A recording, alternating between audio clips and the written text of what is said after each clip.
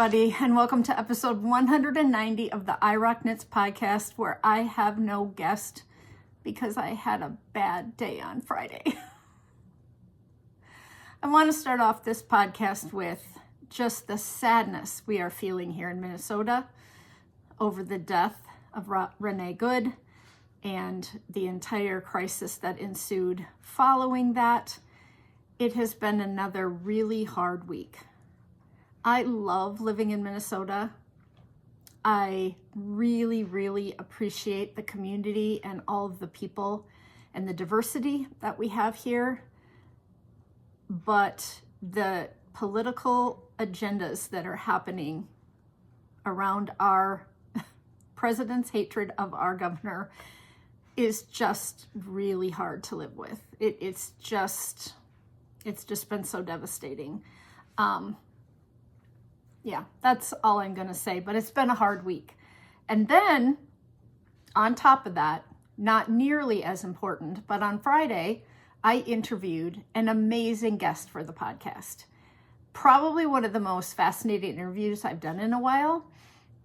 And I got completely done with the podcast and only 2 minutes or 3 minutes and 22 seconds had recorded. And we probably talked for an hour and 20 minutes.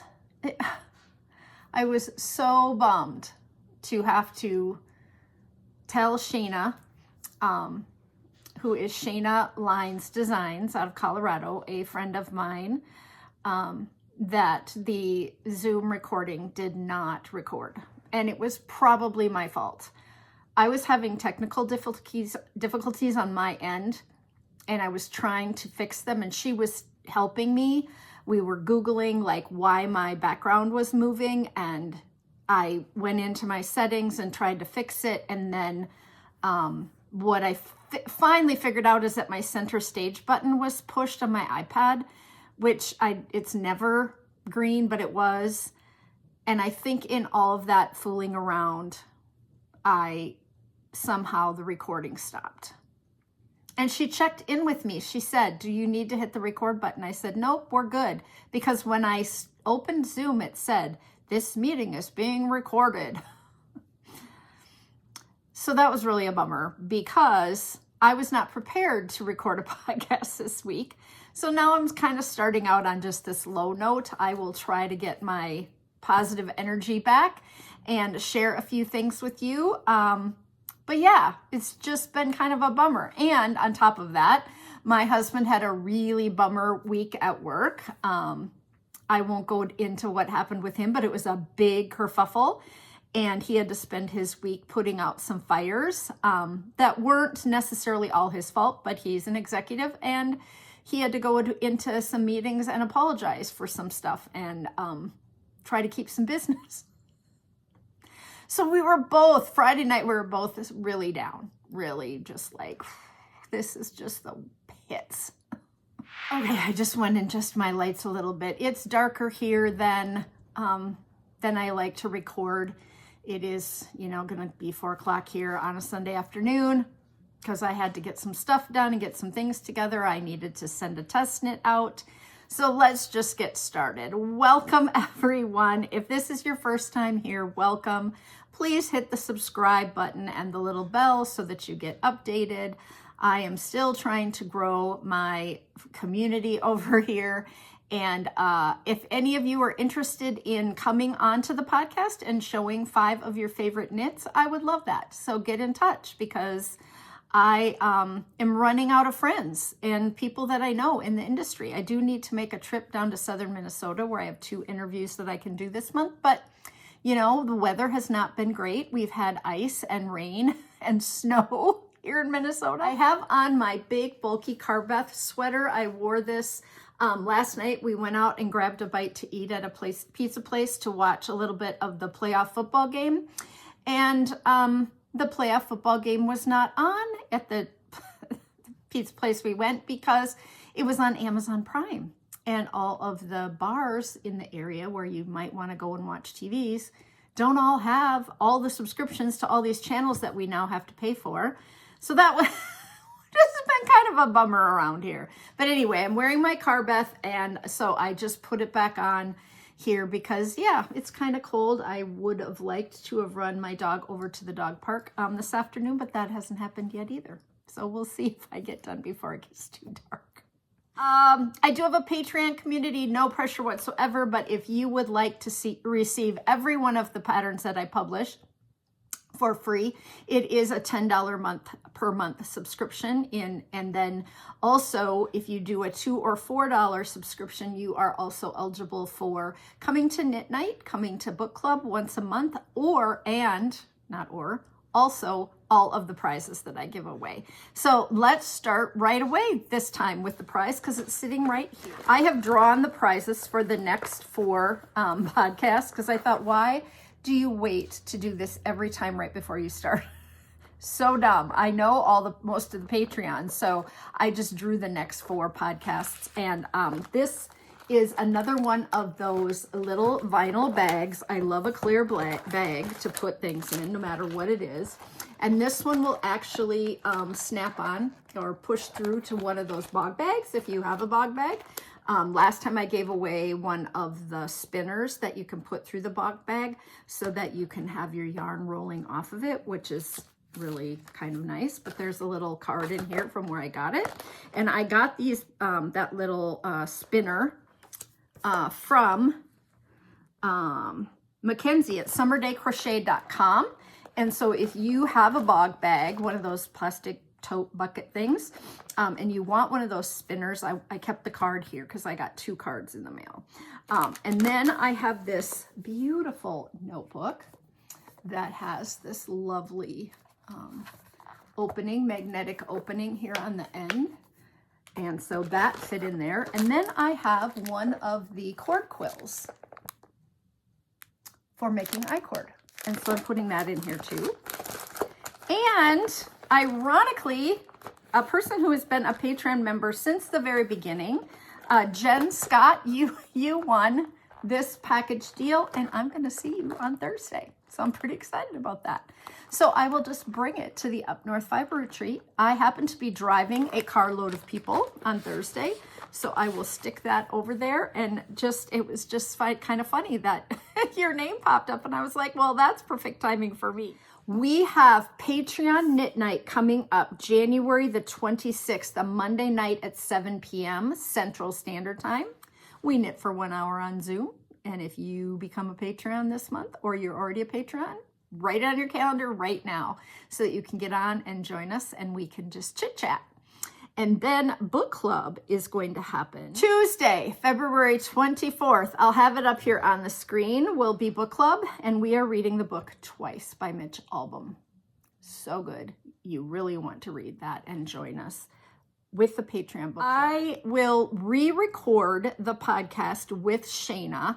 When I got in touch with her, she was going into a really busy week this week.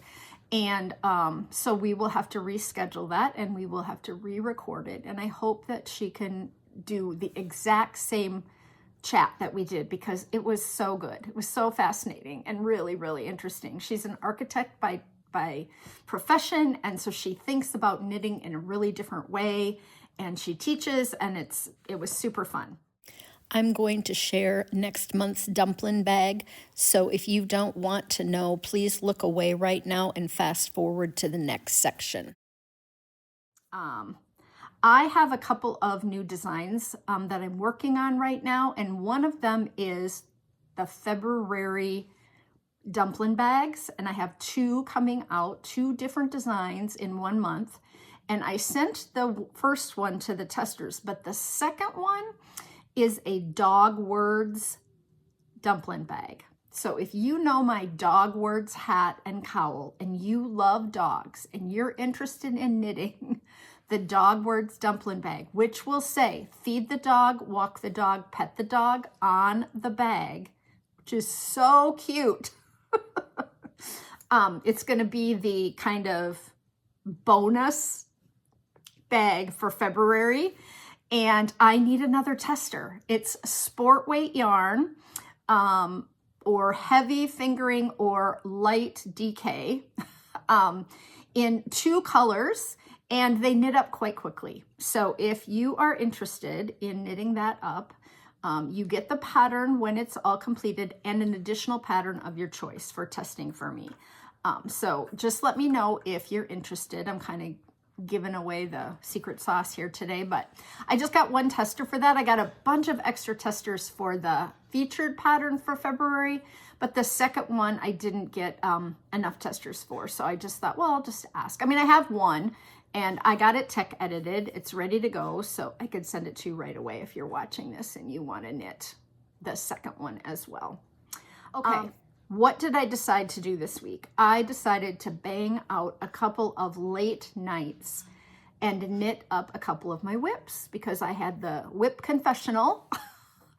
And I just thought to myself, you're kind of getting caught up. You can get your stuff done for the big sweater design I have coming out at the end of the month, which I'm super excited about.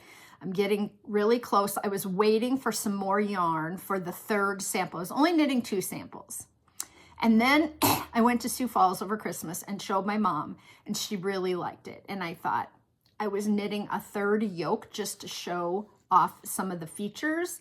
And I thought if I just got more yarn, I could probably get that third one knit. So I ordered some more yarn and it came last night. It was really funny. Let's do a little Corey story here. I was staying up late. I was watching the game. I turned off the game because I thought it was kind of over. And then the Bears went on to beat the Packers. So that was shocking. But I was just watching and the dog was just growling and kind of irritated and just, I kept saying, what is going on? What's wrong? Didn't know what it was. And finally he just came over and kind of stood by me like in protection mode. And I was like, okay, I'll get up. What do you need? Do you have water in your dish? Do you need to go out? I go to the back door. He just stands in the kitchen. And I know that means, no, Mom, you are not understanding what I mean. I need those little buttons on the floor so he can tell me. Because he needed to say, there's a package at the front door and someone came up the front steps. But he's not a huge barker. Like he doesn't attack the door. So I go walking and I'm like, okay, he looking out the front window. So I went to the front door and sure enough, my yarn had arrived and we had gone out to dinner late. And so the package came after because I would have seen it when we came in the driveway because we always look. And I was like, oh, okay, bud, thank you. Thank you for telling me that we were going to have an invasion and I was in danger and that I also have a package on the front step. So my yarn came. So I put that in the office to wind it. When I get done here, I'm going to wind that up. But then I can get that other one knit. I finished my super chunky hat, this one, which I think turned out super cute. I took that in the car today on the way to run an errand with Ross and back after church. So yeah, I got that one completed. It's super bulky yarn. I knew it wouldn't take long. I had like the first round after the ribbing done. And I thought, just take it in the car. You could bang that out. Then I finished up my Striped Dream sweater. And I'm really happy about that because I want to wear it at the Up North retreat. I thought, gosh, that would be a good reason to get this done, right? So I got it all finished and I'm down to here on the second sleeve. And I got ready to, and I ran out of yarn. And I knew I was going to get close. And I had thought about making this 3/4 length. So then I thought, well, I'll just rip this one back and bind it off, this sleeve back. And then I thought to myself, I wonder if I used this colorway in the other version. And yes, I did. So I went to the basement, which I remember I just organized the basement. I'd reorganized all of the yarn that I have left over from projects that I might need sometime to like fix a sweater or add length or something, but it doesn't match perfectly. I don't know if you're going to be able, yes, you can tell, right?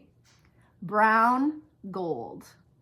They're not the same. They look fairly similar, but they're not the same. So then I had to make the decision. Do I want to just knit the second cuff with the brown or rip this one out and knit it with the brown so that they kind of match? Are they going to show the bottom of the sweater and the 2 sleeves are going to be different? It's very different. I mean, It's quite different. In some lights, we could make it work, right? So I reached out to Steve and Andy at Leading Men Fiber Arts, and I said, hey, do you have any more of this colorway? And he says, yes, we have 2 skeins left. And I said, well, I'll take them both because they only have 2 left, and they're not going to carry this Targhee twist anymore.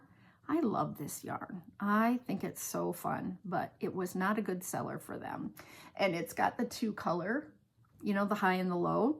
So I ordered the 2 colors, and I'm hoping that they'll mail them out right away, and I might get them in time to knit the cuff, and it will be lighter, because I'm not really even sure this is the exact same colorway. This was given to me by them to knit the Striped Dream with in the first iteration when they had just dyed up the yarn, and so it may have changed, you know, a little bit. This was just some stripes in the first sweater that I did, the actual samples of the Striped Dream sweater. And this is just another Striped Dream that I wanted to make, you know, and so I didn't use that much of it.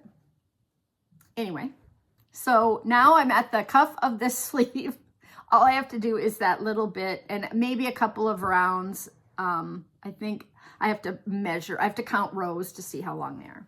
So that would have been done last night. Well, I would have finished it, but now I'm wishy-washing on whether or not I want to make it.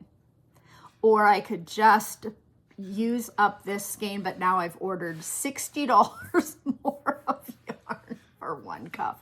But I love the yarn, and I do think that I would like to make a coordinating hat, and I have tons of the colors, the orange, the red, the pink, and the coral left. And so then I thought, well, if you got both of those skeins, you could knit a hat to match, or even like fingerless mitts to match or mittens to match. So, and if they only have 2 skeins left, nobody's gonna, you know, I mean, somebody might want 1 skein, but whatever. I thought I'll just buy them both, right? They have 2 skeins of that colorway left. So I did. So that's that. And I also finished, I'm so discombobulated. None of this is in order. Forgive me, but just forgive me. I'm just all over the place because I'm not very organized because I wasn't planning this. Remember, I was waiting for that skein of yarn from that gal that I bought it from, and it wasn't coming and whatever. This is my adult Llani, and it has this wonderful neckline, sleeve. So this was done in June. And I have been waiting for that skein of yarn, and I never got it. And so I had knit down, and I wanted it to maybe just be a little bit longer. And I thought, so I ripped it back and took out some stitches underneath the arm. So this would be narrower. It's going to be more form-fitting, but I have lost some weight, some more weight. And so I think it'll be okay. And so then my circumference was smaller, and I knit it back down, and then I was just kind of waiting to see if I got more yarn, and I didn't, but it worked out. I just did a tiny bit of ribbing at the bottom, and that is off the needle. So 3 of my 12 to 15 whips, we're kind of depending on whether or not we count my mitered square blanket as a whip.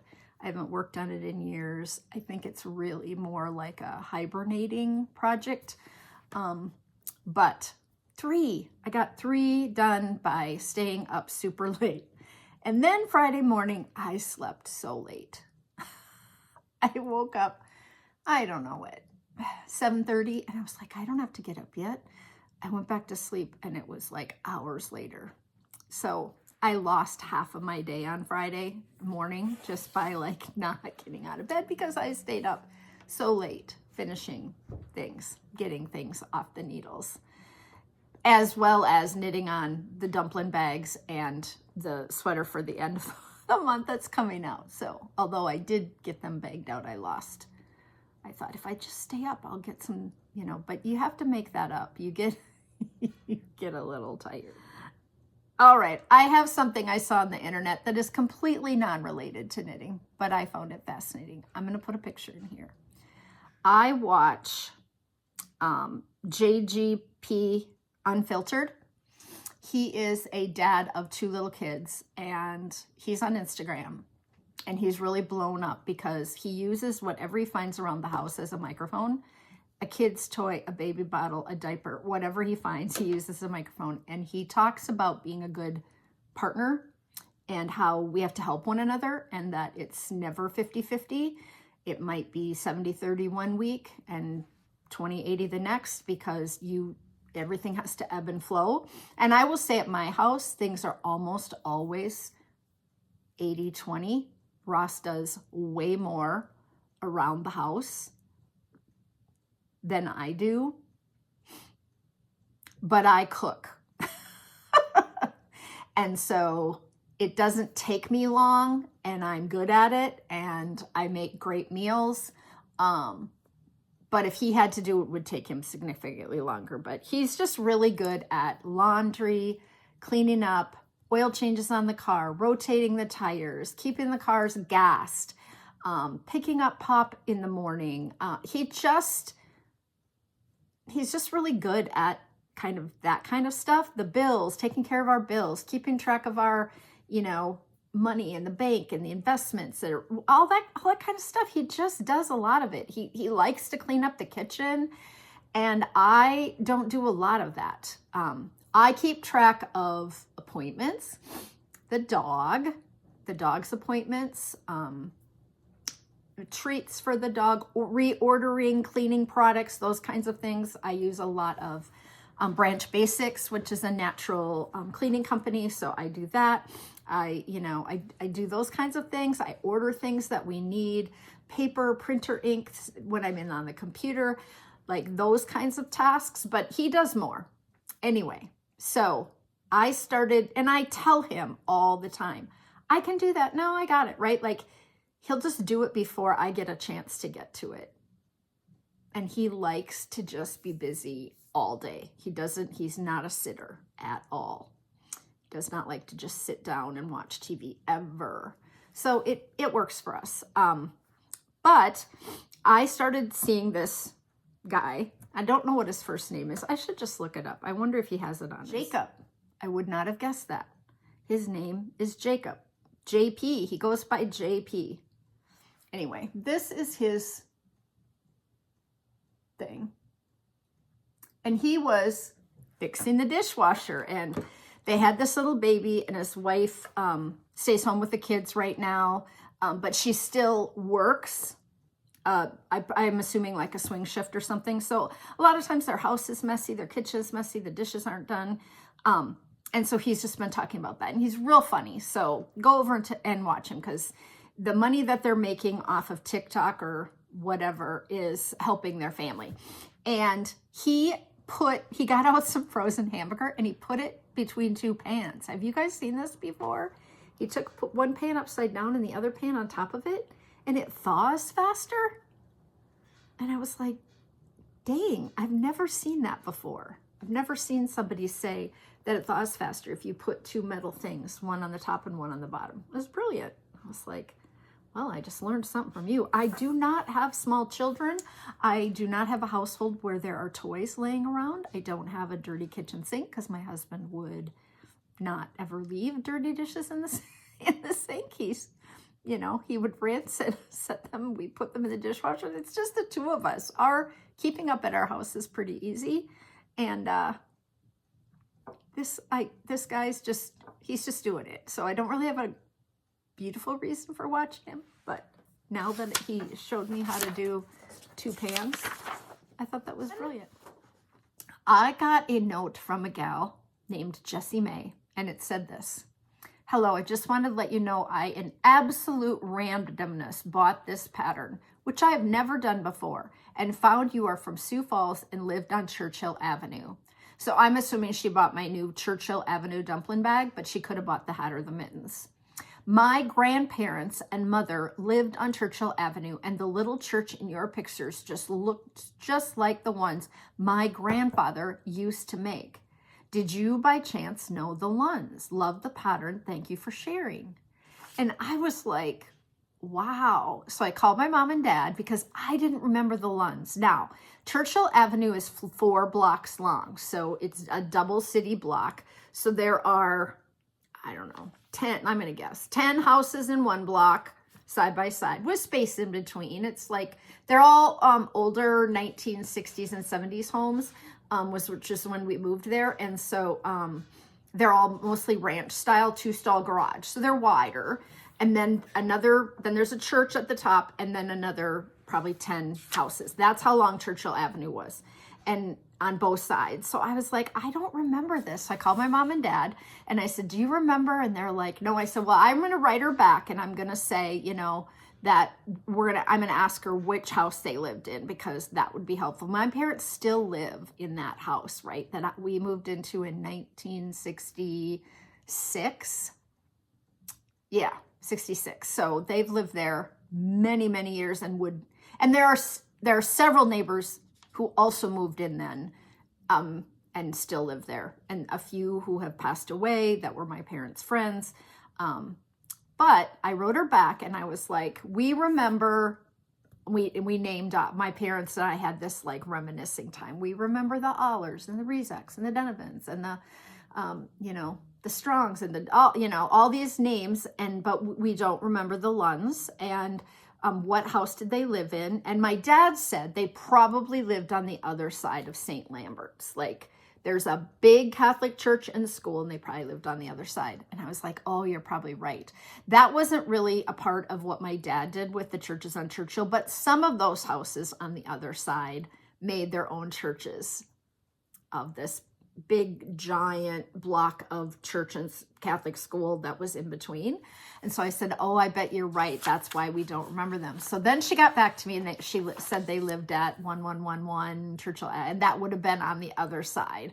And that she remembered her grandparents and she told me their first and last names. And so then I called my mom and dad back and I said, you got to drive by that house and see which house it was they lived in. And we just had this moment of like reminiscing and talking about the good old days and growing up and all these people that we knew and the different neighbors. And we're like, I said, remember that kid who lived across from the other church right at the top of the hill? He was always really naughty. And my mom and dad were like, oh yeah, he was always getting in trouble. And then and we remember Joe Hurley. He played the organ and he became just like, he was a young boy that played the organ. You could go by their house day or night and the piano or the organ would be playing in their house. And, you know, we just had like memories from when I was young, which I'm going to be 65 in April. So, you know, lots of memories. It was kind of cool. I got back to her. I did ask her like if her mother still lives in Sioux Falls or if she's from Sioux Falls, and she didn't get back to me about that. So probably didn't want to tell me too much information, but it was kind of fun to get this message from her. I will be teaching at Knit and Bolt here coming up on the 24th of January. I'm teaching my Fixing Mistakes class, 10 a.m. in the morning. So if you are local and you have been waiting to take my Fixing Mistakes class, you have to knit a little swatch and we fix all of the beginner to advanced beginner mistakes in that class. We go all the way through drop stitches and fixing stitches, picking up stitches, fixing all the way up to fixing cables, dropped cables, and lots of different techniques in that class. And so I will be doing that. Knit and Bolt is in North Minneapolis area. So if you are from that area, that would be a time that you could take that class. And then I have finished 2 audiobooks in the last little bit, couple of weeks here. I finished Wild Dark Shore by Charlotte McConaghy, and that has been probably one of the most popular books on everybody's lists here toward the second half of 2025. It took me a long time to get it. I noticed that the Knitting Posse ladies just talked about it on their podcast, and they both really liked it. I didn't really like it. I thought it was very good, but I found it very sad. It was, it's kind of a thriller, kind of a mystery, but here's the premise. A family on a remote island, a mysterious woman washed ashore, a rising storm on the horizon.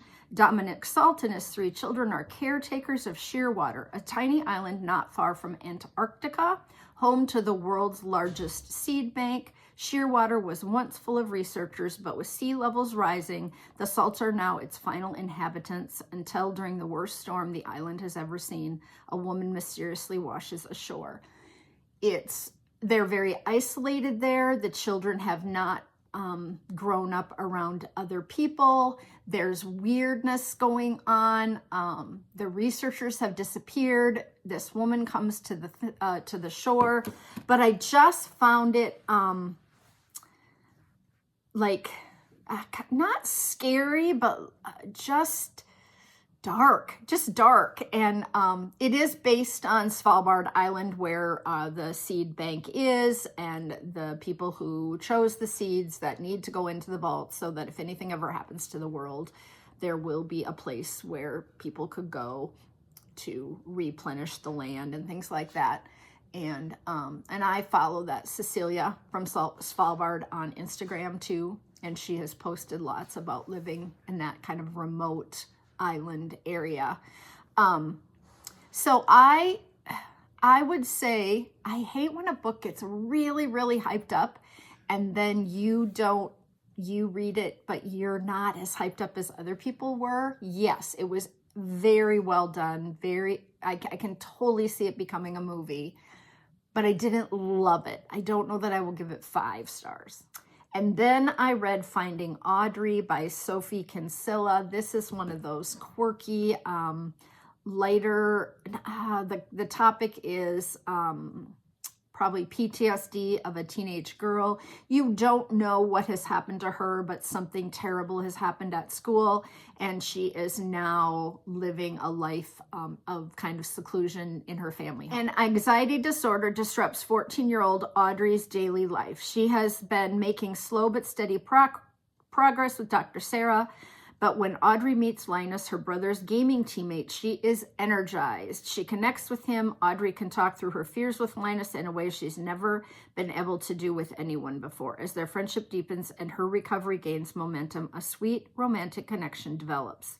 One that not only helps just Audrey, but also her entire family. At first, I thought Audrey might be on the spectrum, but that is not the case. This is a sinister, terrible thing that happened with a bunch of girls at a high school, and so she's just had a breakdown, she's had like a mental breakdown, and her family's fairly dysfunctional.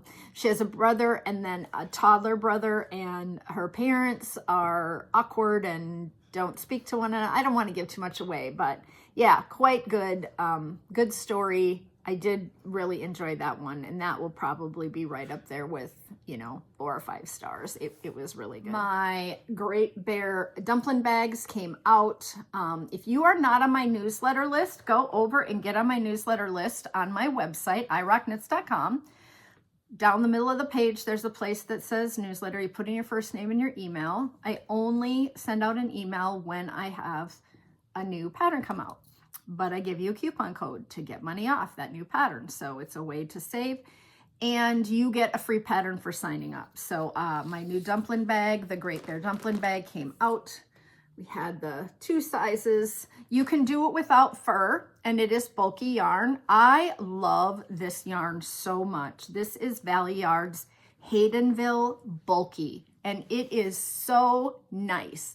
It's got a beautiful twist. It's quite soft.